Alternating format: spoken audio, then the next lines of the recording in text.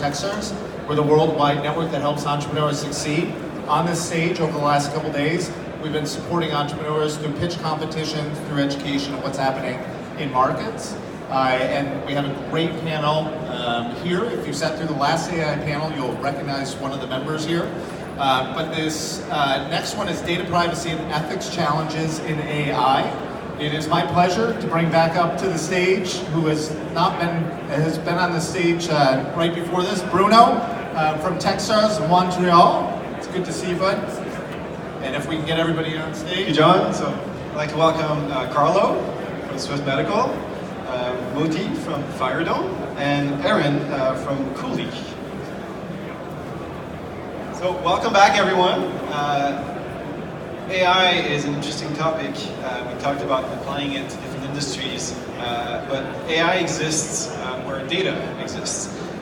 Sometimes that data is about things, objects, but oftentimes that data is about people, about each and every one of us. And there are some unique and new challenges that companies doing AI face when they're using that data and making decisions or inferring new information about that data. And I'm happy to have this panel to talk about those. And I would like to let every single one of you introduce yourselves and tell us a bit more about what you're doing. Yeah, thanks for having us. Super excited to be here. So my name is Carlo Perez. I'm the founder and CEO of a company called Swift Medical. Swift Medical is machine vision with AI on a smartphone at the bedside in healthcare.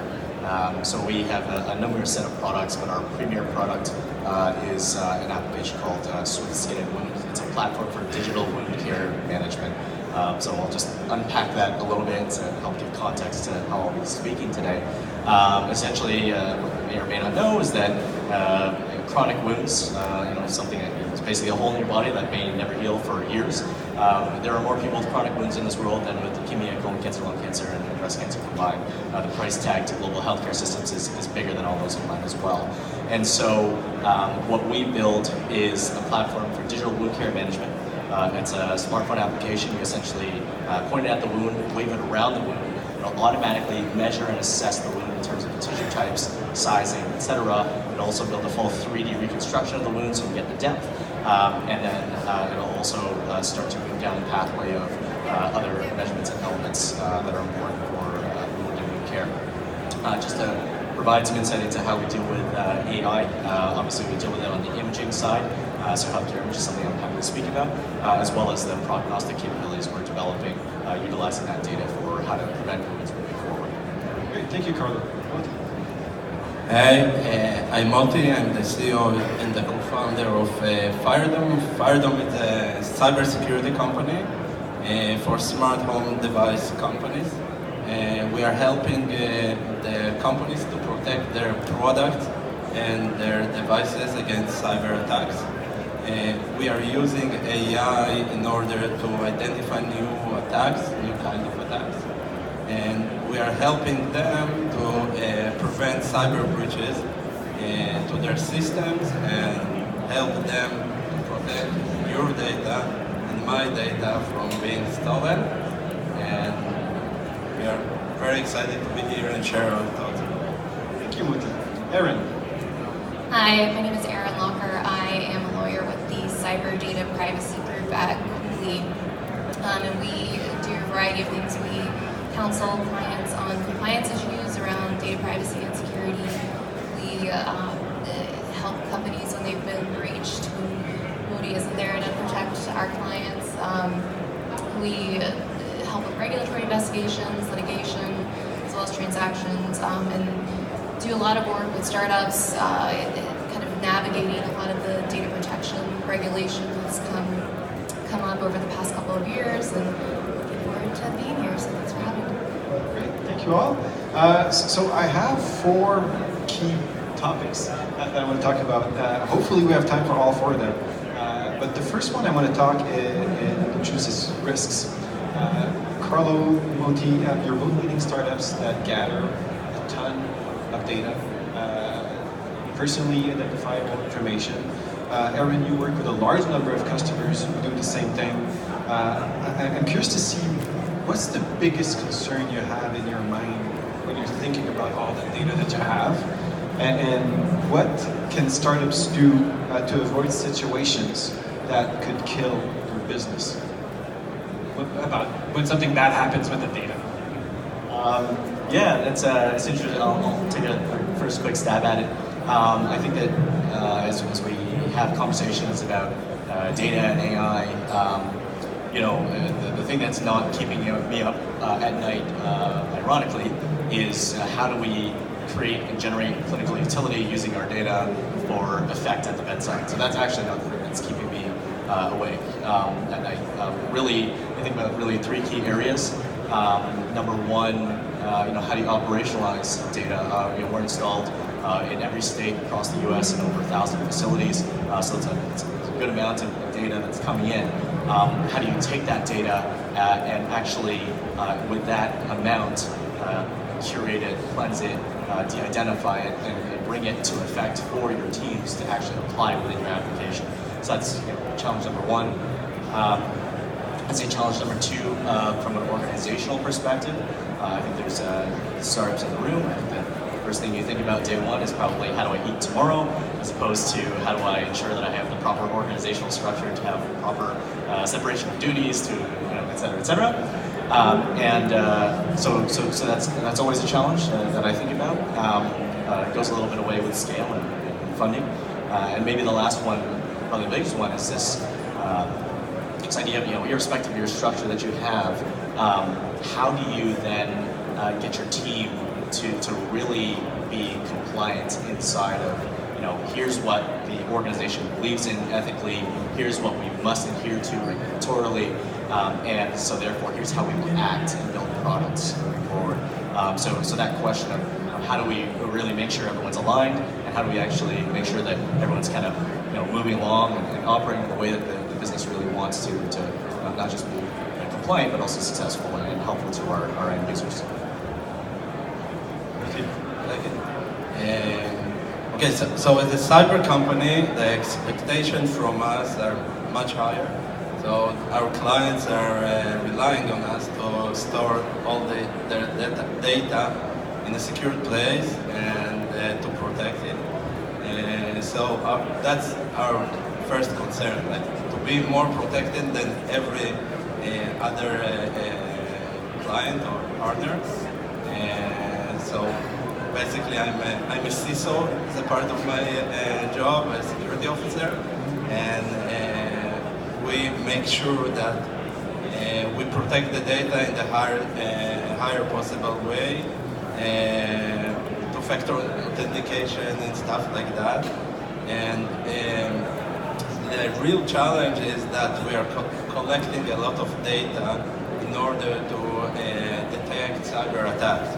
So we collect a lot of data from the home network in order to identify the attack. And then we need to decide how we are going to store this data and how we are going to use this data in our AI algorithms.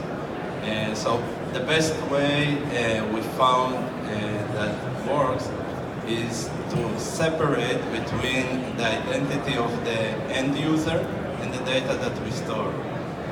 So basically we anonymize all the data, and then this way we can solve a lot of problems that other companies might have. So for us, it's not really important what's the name of the consumer or where is the device installed. The most important thing is to understand the technical data that we store and to understand if there is an attack happening and what we can do about it. I think that brings up a great point about the idea of designing your technology, designing your product with privacy and security in mind. Privacy by design is a big principle that a lot of the regulators either enforce or promote and recommend across the board, and things like data minimization, anonymizing data as much as possible, making sure that you're securing it appropriately and that you're collecting it in the right way. One thing I think a big concern that I see, especially kind of with smaller startups who maybe weren't paying attention at the beginning to some of the privacy concerns, is if you are collecting personal data about individuals, which is it's not just someone's name and social security number anymore, and it involves really any information that could identify someone, so an IP address, or even some demographic information that could potentially be used to identify a single person can kind of get caught up in regulations, and you need to be collecting that data in the right way, providing notice, choice, consent, so that you don't want to end up on the back end with a database full of data that you don't actually have the legal authority to be processing. So it's really important to think about these things from the beginning when you're building out your technology. Thanks. I think you alluded to the second topic I want to talk about, which is privacy by design, which is basically the fact that privacy regulations are defined in the legal realm, and we're mostly lawyers about them, but the data is used, and the models are used in the technical realm, where engineers are working with it, and they're the ones who truly know what's happening, what's being done with the data. So how do you bridge the gap between the legal team who knows what cannot be done, but barely knows what's happening, and the engineering team who knows exactly what's happening, but doesn't really know what can and cannot be done? Yeah, it's take another quick stab at it. I think that's a really, really hard problem. I think for those of us that have come from, I come from the research world, I was in 3D graphics research in the past, and along with data scientists, and that gap is not even just a knowledge gap, it's a cultural gap. Typically we'll see a couple archetypes. Number one, I don't want to deal at all with any regulation. Don't tell me about the legal impacts. I just want to do my job and do cool things and make an awesome product. And then you have the other side where I've lived in this world my entire life. Don't tell me that I don't need to know about this. And tell me exactly what this is, etc. And so the way that we've approached it, really, in terms of merging those worlds, has been ensuring that the data science teams are, number one, educated. So making sure the regulatory teams involve and educate and work with the data science teams to just understand what we need to be doing as an organization. And then it really moves from there into this idea of empowerment and engagement. So, are you involving your data science teams inside of or as stakeholders in major decisions for the corporation? Are you helping them get out there into the community to continuously understand where the regulatory environment is going and to be able to reintegrate that back into to what you're doing on a daily basis? So we look at it as education, engagement, empowerment. Does it always work? Question, but it's something I think that we should certainly start right away, even as a small organization. Demos are great. I mean, there definitely is a gap between, what the lawyers will, be telling you to do and what the engineers are doing on the back end. And I think to the extent that involving engineers, at least some of them, with trying to, explaining some of the legal requirements to them and high level, and involving the teams together. And I think that that's one of the best approaches you can take, because a lot of the time the legalese is difficult to translate into actual what's happening with the data. Demos are always, I enjoy those. So I think that a trick that you can use is to create organizational constraints. So we are not facing the end consumer, so we have to comply with every privacy policies of our customers.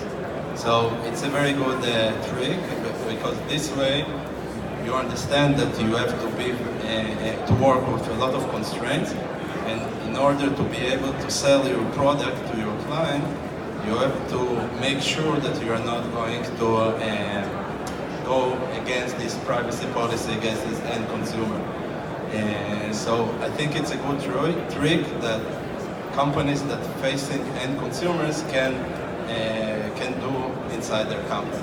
So think about it, that you are not selling to the end consumer, or you're selling to somebody else that have these privacy policies, and this way you can be much more efficient, or not taking the edge on the price.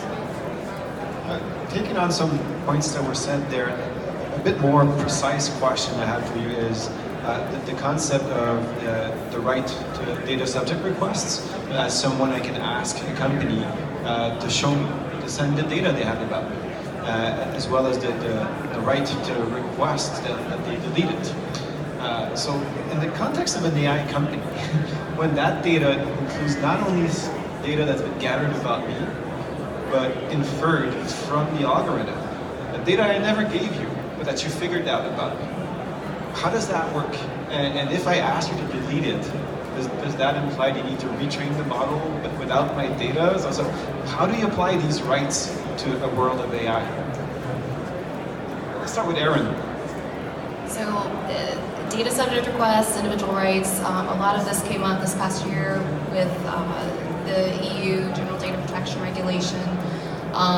Individuals essentially have the right to request a copy of their data, to view it, to change it, to delete it, and specifically with artificial intelligence in Europe, there's this idea of automated decision making, and when automated decision making is used for a legal impact or a significant impact on an individual, so that'd be something like maybe a medical diagnosis or a credit or a loan decision, insurance coverage decisions. Individuals actually have the right to a manual decision, so they can actually have a right not to have those decisions made by artificial intelligence, which means there's also this background requirement for manual review. And there are some exceptions, but I think it comes back to this idea of anonymizing, de-identifying, and minimizing the data that you need, and really being able to identify those data points that are significant for whatever the algorithm is, and don't collect the information you don't need, delete it, de-identify it as soon as you can, because a lot of, if you're not kind of building in this ability to delete that data, you might run into issues with some of the regulations. And it's not just in Europe, it's coming into the United States beginning of next year, and Brazil just recently passed a data protection law as well, so it's a big issue, and it will be in most every jurisdiction. Yeah, I'll add to that, I guess, from a healthcare context. As you're starting out in the field, and again, pure product standpoint, of course, you're just going to want to build your own product. But when it really comes down to it, the rubber really hits the road in terms of sales. Ultimately, everything that you described, GDPR, is something that inside of a healthcare context, you just have to be doing from day one. So it's a little bit different in our case. Anything that, obviously, any data that comes into our system, whether we're the master vendor of record or whether it's the electronic medical record itself, that data at any point in time can be requested by the patient for review, for deletion, etc. So we've had to support that. On the healthcare side, we also have to deal with things like storage of data for 7 years, 10 years, depending on the geography that we're deployed in. And then, of course, anything that is derived using our algorithms ultimately ends up back in the patient chart. So that becomes something that they can review, and then, of course, have all the rights over them as we just described. So a little bit similar to what you were saying. Great. I want to move on to the topic of consent. Consent is a key point of all regulations, of that you cannot gather, collect data, you cannot process data about anyone unless they consent to it. So there's always that I agree box that every single one of us, of course, clicks on the privacy policy, reads the whole thing before we click I agree. And we end up in the worst case scenario of having a huge data set where everyone agreed to you collecting it and processing it, but pretty much everyone is surprised by what you're actually doing. So how far should notice and disclosure go? How could you dumb it down from that legalese to something that people can really understand, that when they sign up for your project, for your tool, this is really what happens with the data? Is that something that must be done from the legal side? Is this something to be done by the product side? So how do you not avoid this situation of everyone agreeing to something and not understanding what they agreed to? So I think it's both the product side, the legal side. The best practice that we see a lot of companies using they're called just-in-time notices. So if there's an app and some data will be used in an with artificial intelligence. Maybe there's a pop-up that comes up and it'll tell the consumer, ask for consent. So I think it has a lot to do with design, and FTC, other regulators are really interested in these types of pop-ups.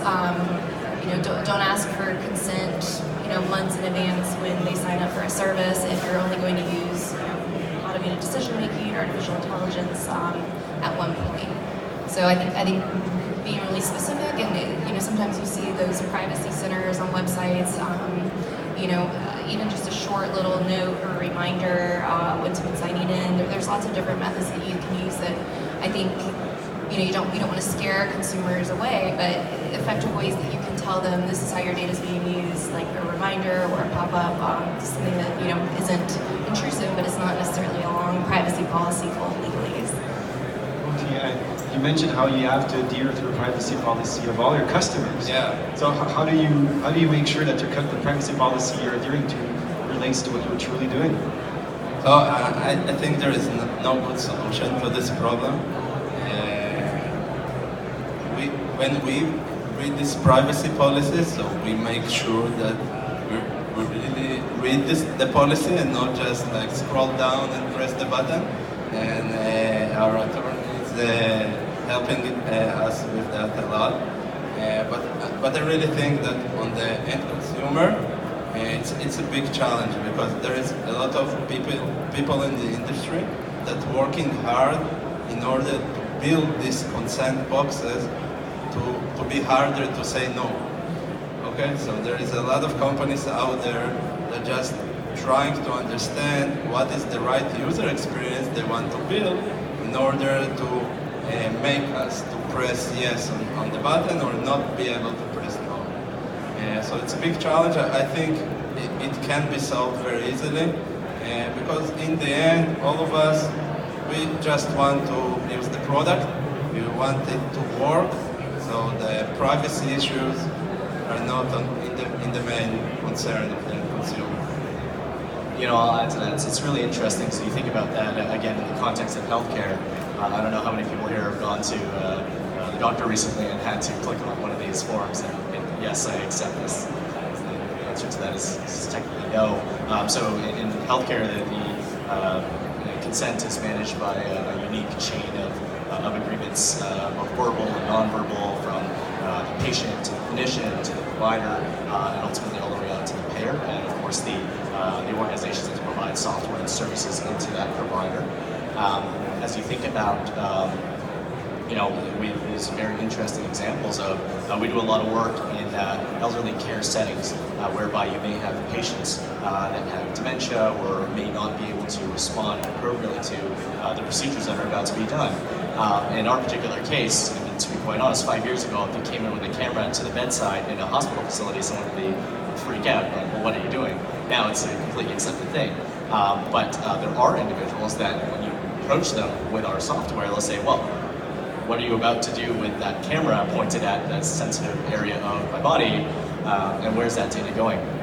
And so we've actually had to build software that, as a machine vision and AI platform at the bedside in healthcare, turns off our visioning system and gracefully degrades them all the way back down to paper.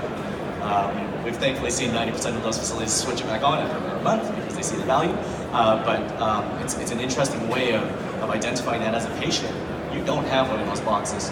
And so where we've started to move and where we've seen healthcare tech start to move is, how do you not just rely on that chain of agreements, but how do you start in the enablement process and your general operational processes, provide clinicians and patients information about what is going to happen. Obviously that's helpful for us because we'll get utilization out of our product, but if you think about that patient who's sitting there and who's about to have an image taken of them, how do you make sure that they really know? And really it does fall to us, if that is your daughter or if that is you sitting there, what would you want to know about where that image is going, how it's going to be used, etc.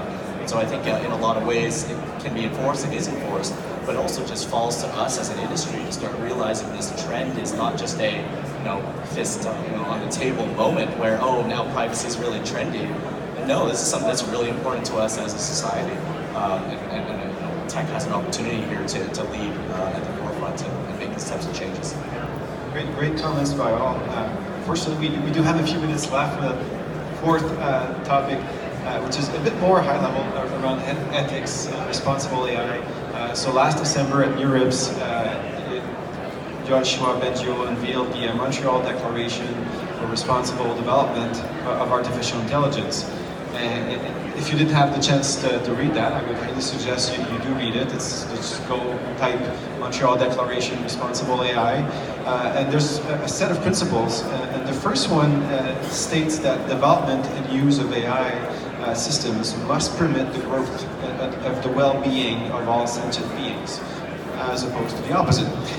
But the third principle is pretty interesting, and it focuses on the protection of privacy and intimacy. And it says that both the privacy and intimacy must be protected from intrusion by AI systems and by data acquisition and archiving systems. So one big challenge is that the same AI model that you start with all these great principles in mind, apply it for a good cause, could probably be applied to more nefarious uses. So how do you, when you're a startup that probably doesn't have enough money to last for long, and you have to grow, you have bills to pay, you have employees to pay, how do you apply these principles and make sure they're upheld? Yeah, thanks. It's a really good question. I think that I just take a look at maybe some of the comments I was saying earlier. I think that as a startup, so we just crossed in passed our Series A and closed earlier this year, so we're funded decently well enough to be able to create the structures that we were describing earlier. Do you have enough separation of duties? Do you have people to do that? That's where we're at 80 people now, so we can. I think that where whether you have the systems, that's one thing. Whether you're funded enough to have enough people to implement all of and get all the certifications you need, that's another thing. But the real piece is that last is how are you actually driving compliance? And there's two ways. Number one is you can have Big Brother sitting there and constantly watching over everyone, making sure that they are doing what they should be doing. But we like to think about this in this idea of this kind of ecosystem of ethics. And so how do you actually get people to be quite honest, how do you get them to care? How do you get the developer who really just wants boatloads of data and really want to try this brand new approach to actually think about what is the impact of this? We may be in a special situation, or maybe health tech is a little bit different in that, some of the things that we started to do were more, number one, take this home. This is something we actually say to our team, take this home and use it on your child or your loved one. So that's an extreme version of dog fooding. Perhaps maybe you're going to draw a wound on their leg and just don't give them an actual one, but try it on them. And if you do not feel okay with that act, then next time you try to do something, build product, etc., use that as your litmus test. One other thing that we also realized through this year was as we grew from 20 people at the start of last year to 80 this year was this idea of people starting to be disconnected from the impact. And so you joined the team, you're very excited about working in healthcare, but all of that excitement may disconnect from these other concerns. And so we started to just have every one of our team members, it's just a very simple thing to do, send them on site within their first 2 weeks to the bedside to see these patients that have had these wounds maybe on the legs for 11 years, understand what they really need. So part of that is product development and engagement for that team member, but the other side of that is understanding that no, everything that you are doing and you're working on has a real, tangible impact to a human at the other end to speak about users and the importance of it. And as you build product, again, keep that in mind and use that as your litmus test, but cooking it into how your organization thinks and making it part of the ethos as opposed to just kind of a whip that says, please read this document, it's a quality document, 3 lines, make sure you follow it, which is good, but we found just not enough. Asking if it passes the test, you test it on your child is a pretty good test. Aaron Moti, curious to see if you have anything to add on this.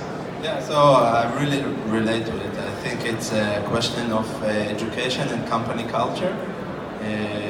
So in our case, all our team members are learning and watching what happening with the data being stolen from the end users. So it's part of what we live every day. Every day we read these articles, what happens to a mother that heard the hacker speaks with her child through the baby monitor. So when you build it in your culture, it's very easy to speak about it, and everybody are thinking this way and trying to eliminate the risk as much as possible. So Aaron, I'm sure you must have dealt with customers who don't necessarily see the importance of those things. How do you educate? How do you get them to see these things as important things for their business? I think there's a lot of good case examples out there of other companies in similar situations who have run into trouble. I think staying up with what's going on in your industry, what the regulators are doing, maybe that might be a big brother sitting behind watching, but I think it's always good to know.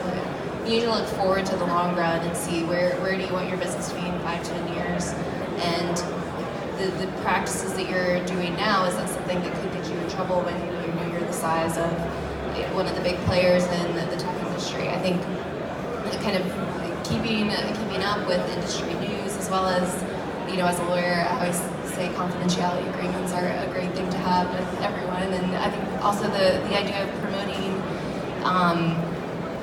that environment of kind of respect around personal information, respect around the way the technology works and the output that it provides is important to, I think promoting that as a company goal would be important from the start. Great, so we have a good 10 minutes left. Any questions from the audience that you would like to ask our panelists?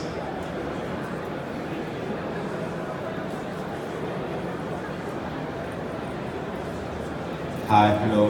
My name is Jesus. I'm from San Diego. I come from a company called Crossword Express. Basically, we are looking for probably take some cameras that take us the kind of people that is crossing through a bridge.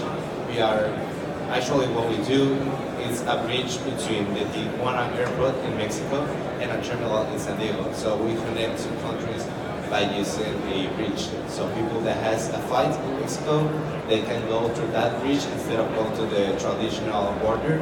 And on the traditional border, they do like 2 or 3 hours of flight. So with us, they just do like 15 minutes. So in order to know what kind of people is crossing, how many people is crossing, and get that data from those people, we get some data from the boarding passes, because they have to scan the boarding pass in order to cross. But we want to go further than that and probably get our customers and to know them more and know, let's say, like average age, like if they're kind of, what kind of passenger they from Mexico, if they're from US. We have passengers that comes from UK and a lot of countries. So I'm here because this is a new project for us, and I was wondering, like, what are the traditional data that we can take, or that you can like advise me on what data can I get from my passengers, like in order to know what will be the best solution for us. Well, I hate to give a lawyer answer, it depends.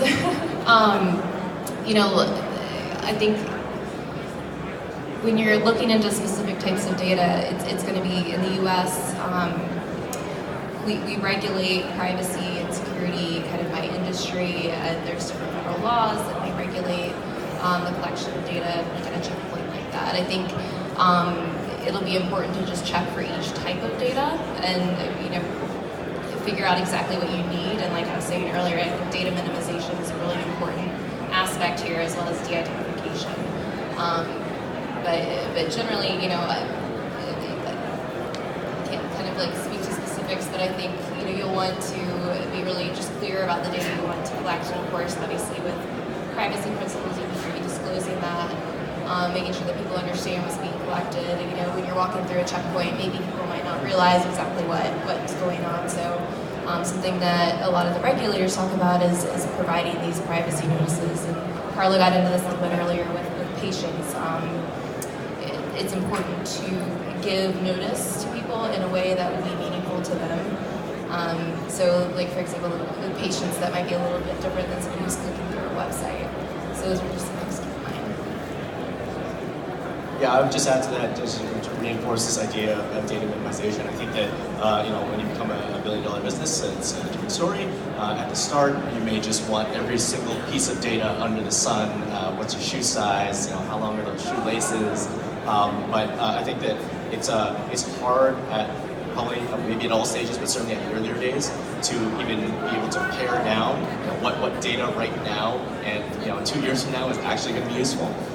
So it's a challenge, but to Aaron's point, I think minimizing that is a really important piece, because then it bleeds into this other conversation around, what are you taking? Can you inform them of that in a meaningful way in a really rapid fashion? And to be quite honest, if you provide that, and you're seeing this as a general industry change, Scrabble had some challenges earlier, but now they have this terms of service with a secondary data collection opt-in box at the bottom, which is a great example of what we're talking about here. I would minimize it as much as possible, and then just be really upfront and say, hey, this is the fastest way through with the most transparency, and that's what we do. That's what we are as a company, and it's become a value prop. I mean, these advertisements outside by Apple. I mean, the privacy is an important thing, and they're doing it because hopefully for an ethical reason, but also because it's a good value prop, right? So that might be another way to think about it, just as a pure business alongside of what data to pick up. Yeah, so collect as least as you can and work in iterations. So add another layer, check if it helps you. If it helps you, add another layer. And I think that's the key to understanding what helps to drive your business. Yeah. I'd like to know, in terms of the quid pro quo of providing services, specifically health services, in exchange for data, what are the potential dangers of that exchange?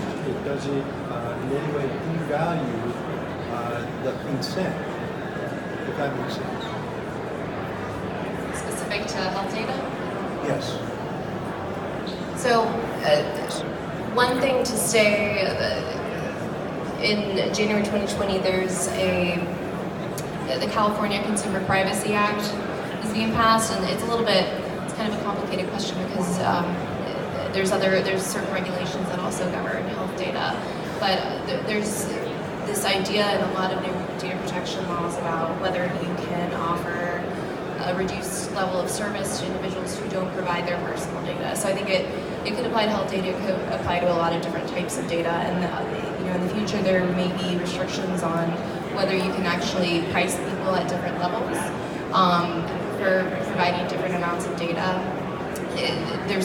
There could also be, if it's focused on treatment or care, there's different issues there, but I'm sure is that kind of close to what you're... Yeah, I think it's so regulation for sure. When we don't operate, or our model doesn't rely on this type of mechanism, so we have a ton of insight there. But I would say that in a lot of ways, as I hear it, it kind of speaks to this general set of thinking inside of health and health tech, whereby we'll get asked for utilization of our predictive AI for okay, this is great. We get referrals from hospitals. Can I now use this to predict whether or not patients are going to come in and therefore, based on their insurance, not accept them or not pick them up? And so, maybe there are regulations that are coming that are important, they're helping to guide thinking around this. And I also think that there's another level of that, which is, ultimately, at the end of the day, organizations like yourself and ours are ultimately going to be shaping the landscape, whether it's the right legal way to do it or not. And you may find that guide the decisions around levels of charging, the implications around it. So those are some of the ways that we think about it. But again, in this particular, maybe we can chat about it afterwards. it's an interesting question for sure. Thank you. Definitely have time for one more, maybe two more questions. Well, let me ask one then. Like, do you think people care about what truly happens with their data? And if so, like, has it changed in the last 10, 15 years where people are starting to get more aware? And what are the next 5 years going to be? Are people really going to push back on what a lot of AI companies are doing? Or just they're going to go on like, I agree? Yeah, I can start. So I think that in the last few months it's changed a little bit. So there is a big hype right now about privacy, especially in this industry of smart home devices. We see people becoming more aware about privacy issues. But what concerns them the most is what the company is going to do with their data, and not what the hackers will do with their data. And it's strange. So you rely on the company that you bought their product, you install it inside your home, and you're questioning their ability to protect your data, but you are not aware about hackers, or you don't care too much about hackers, like taking pictures of you walking in your underwear in your living room. So it's strange to see this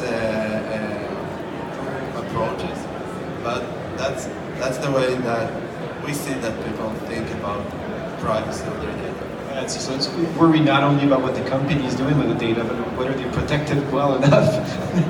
People who don't care. Yeah. And I think that this is something too, it's been a new development in the past.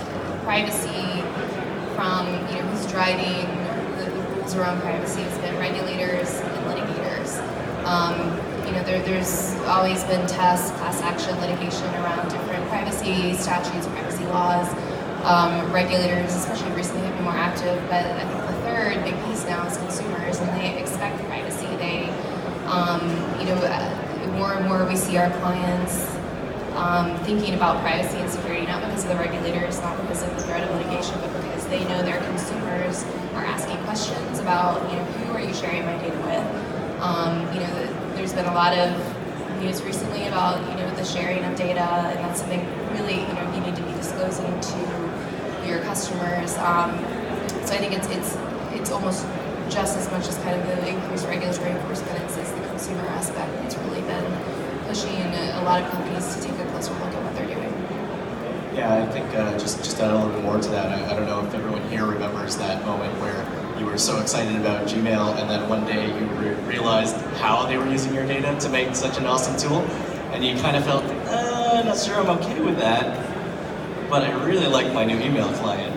So you're right, from a utility perspective, you cross a certain bar, whether it's applications at an airport or applications in your inbox, it seems like transparency and provision of that is the right way to go. But I do, to your question, I mean, from that moment, which was how many years ago, to what's happened recently, just over 2018, the number of stories we've seen about data breaches and lost credit cards, etc., all the way out to how you're seeing, again, industry move in what you're describing here, Aaron, and again, billboards from Apple and a whole bunch of other organizations who are now realizing that consumers really do care. I mean, I certainly do. Again, I take a certain lens inside of healthcare and say, well, no, inside of healthcare, I really, really care.